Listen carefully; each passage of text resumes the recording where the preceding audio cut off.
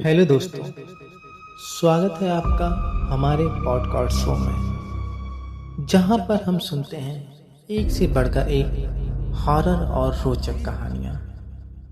फिलहाल आज हम जिस कहानी को सुनने वाले हैं वह एक रामपुर नामक गांव की है, जहां पे बहुत ही अजीबोगरीब घटनाएं घटती हैं, जिसमें डायनों का आतंक पूरे गांव पे छा जाता है।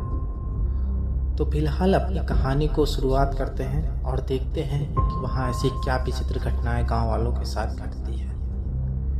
तो कहानी शुरुआत होती है रामपुर नामक गांव से, जो कि जंगल के बीचों बीच बसा हुआ था।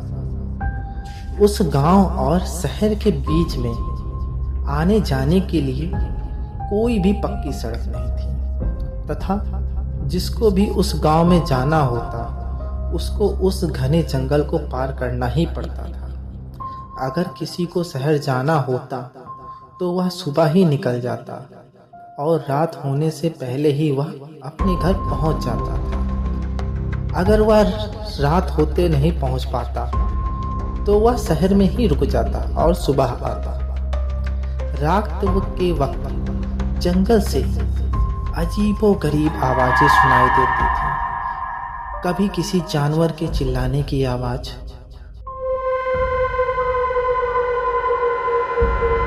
तो कभी किसी के रोने की आवाज, तो कभी किसी के पायल की खनकने की आवाज सुनाई देती थी। लेकिन यह बात गांव वालों के लिए सामान्य हो चुकी थी। उस गांव में गरीबी, अशिक्षा के कारण अंधविश्वास भी बहुत बोलबाला था। फसलों की अच्छी खेती के लिए विभिन्न प्रकार की बलि प्रथाएं भी वहां खूब प्रचलित थी। साथ ही धन धान्य की बढ़ोतरी के लिए गांव वाले समय समय पर बलियां देते रहते थे।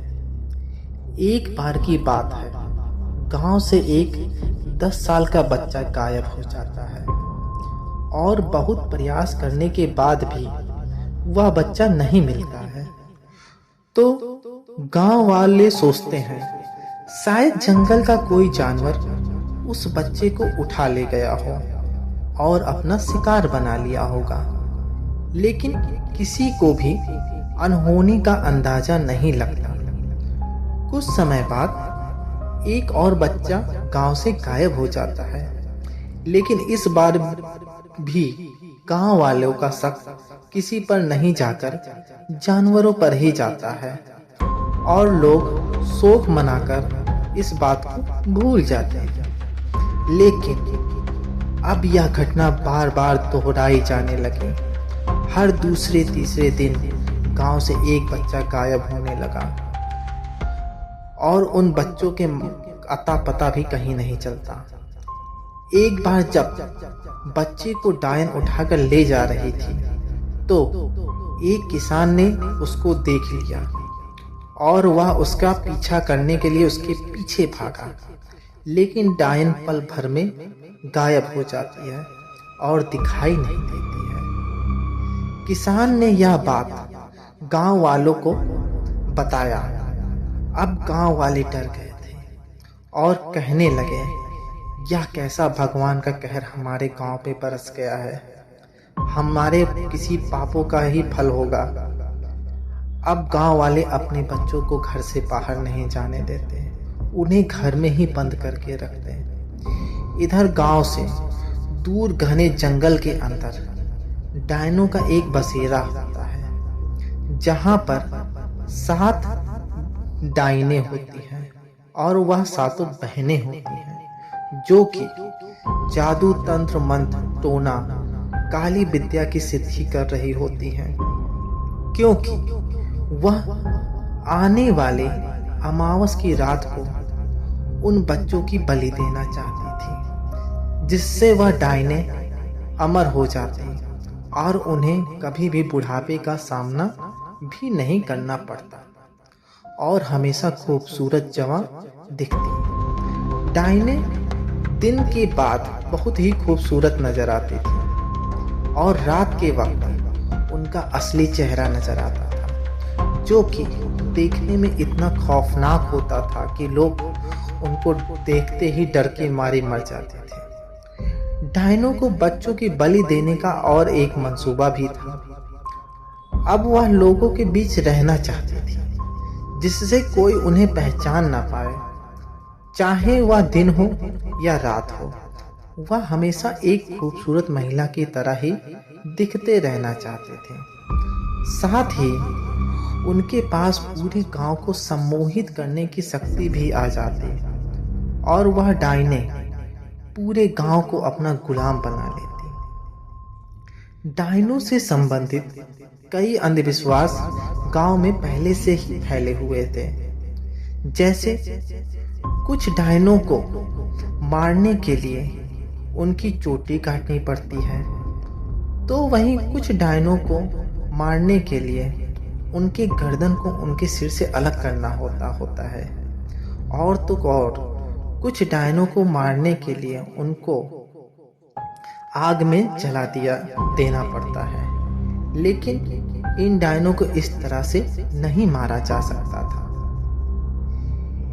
कुछ समय बाद गांव के एक युवक ने डायन को मारने के लिए जंगल में चला जाता है और ढूंढते ढूंढते उनको वह बहुत ही अंदर चला जाता है जंगल में, जहाँ पे बहुत ही धुंध अंधेरा होता है। उसे अपनी परछाई तक नहीं दिखाई देती है, सिर्फ सुनाई देती है जानवरों की आवाज और एक भयानक साए का एहसास। कुछ ही पल में एक डायन उसके आसपास से उड़ती हुई एक पेड़ से दूसरे पेड़ को उड़ जाती हुई उसके सामने अचानक से प्रकट हो जाती है। वह उसको मारने के लिए एक लकड़ी का औजार भी ले जाता है, क्योंकि उसने सुना था कि डायन को अगर लकड़ी के हथियार से उसके दिल के आर पार कर दिया जाता है तो वह मर जाएगी। इसी वजह से वह युवक जंगल में जाता है और बहुत तेजी के साथ उस डायन को मारने के लिए वार करता है। उस युवक ने उस लकड़ी के हथियार से उस डायन के दिल को आर पार कर दिया और जब वह डायन की ओर देखता है तो डायन एक रहस्यमयी हंसी हंसती है।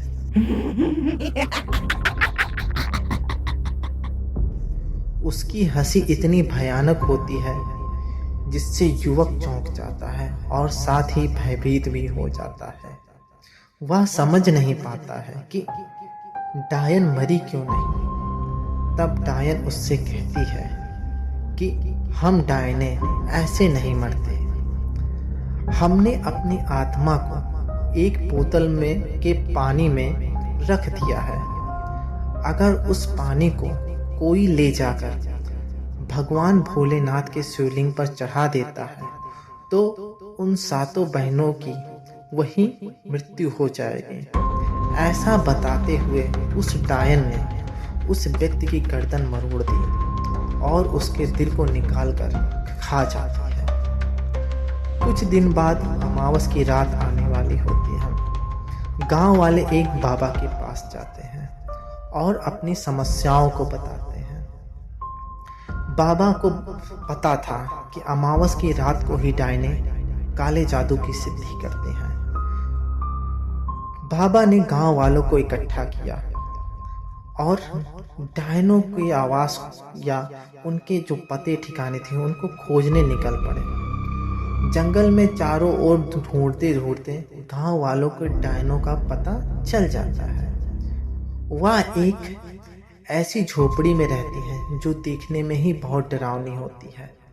उस झोपड़ी से धुएं की लपट और आग की लपट भी साथ में निकलती रहती है। साथ में ही उस झोपड़ी के आसपास कई नरकंकाल पड़े होते हैं और जानवरों की हड्डियां भी पड़ी होती हैं। गांव वाले यह देखकर बहुत ही भयभीत होते हैं, लेकिन एक दूसरे के साथ होने के कारण उनमें एक शक्ति आती है और वह डायनों के घर को घेर लेते हैं। साथ ही एक हाथ में मसाल भी लिए होते हैं। गांव वाले डायनो को घर में घुसकर पकड़ लेते हैं, क्योंकि दिन का समय होने के कारण डायनो की शक्ति कम हो रहती है। इससे डायने कुछ नहीं कर पाते हैं।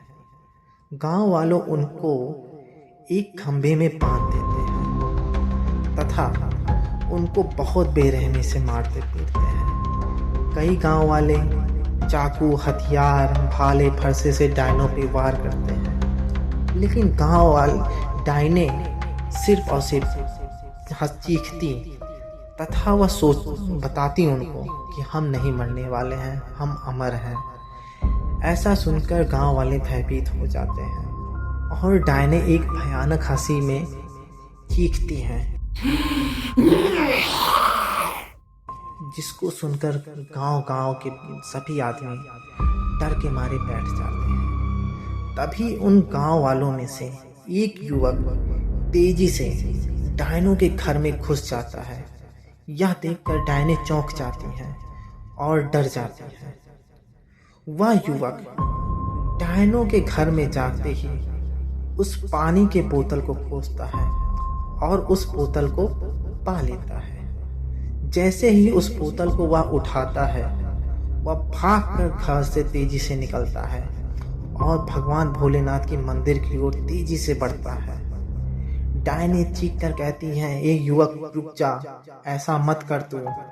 लेकिन वह युवक इन डायनों की बातों को अनसुना कर देता है और भागता हुआ मंदिर की ओर पहुंच जाता है। मंदिर के पास पहुंचते ही वह भगवान के शिवलिंग के पास पहुंचता है और उस बोतल के जो पानी था उस शिवलिंग पर अर्पित कर देता है। ऐसा करते ही दूसरी ओर जहां पर डायने एक खंभे से बंधी होती हैं, वह आग की लपटों में जलने लगती है और कुछ ही समय में उन डायनों की मृत्यु हो जाती है। इस प्रकार गांव वालों को इन 7 खतरनाक डायनों से मुक्ति मिल जाती है। गांव वालों ने युवक से पूछा, तुम्हें यह बात कैसे पता चली कि इन दोनों को या इन डायनों को मारने का क्या तरीका है? तब युवक ने कहा, मैं और मेरा दोस्त एक दिन इन डायनों को मारने के लिए जंगल में गए थे, लेकिन मेरा दोस्त एक डायन की गिरफ्त में आ जाता है और उस डायन ने उस दोस्त को वहीं पर मार देती है और उसके दिल को चीर कर खा जाती है। लेकिन मारते वक्त उस डायन ने यह भी बताया कि वह डायने किस प्रकार मरेंगे। मैं डर के मारे एक लकड़ी के पेड़ के पीछे छुप गया होता हूँ, जिससे वह डायन मुझे तो नहीं देख पाती है, लेकिन मैंने उस डायन की सारी बातें सुन ली होती है। गांव वाले उस युवक की दिलेरी की बहुत प्रशंसा करते हैं। साथ में ही उस मरे युवक की श्रद्धांजलि देने के लिए गांव में एक प्रतिमा भी बनवाते हैं। तो इस प्रकार बच्चों को भी वहां से छुड़ा लिया जाता है और गांव में खुशहाली की लहर दौड़ जाती है। अब वह गांव पूर्ण रूप से खुशहाल है और जंगल से अब आवाजें भी नहीं आती हैं। साथ ही गांव वाले अब रात में भी शहर और गांव के बीच आना जाना करते हैं। तो यह कहानी थी रामपुर गांव की, जहां पे डायनों का कहर था। अगर आपको मेरी कहानी पसंद आती है तो कृपया वीडियो को लाइक करें, चैनल को सब्सक्राइब करें, साथ ही साथ बेल आइकन को प्रेस कर लें, जिससे आपको नई नई कहानियाँ समय पे अपलोड करते ही मिल जाए। फिलहाल मिलते हैं किसी नेक्स्ट वीडियो में, किसी नेक्स्ट सच्ची घटना पर आधारित कहानियों के साथ। तब तक के लिए बाय बाय।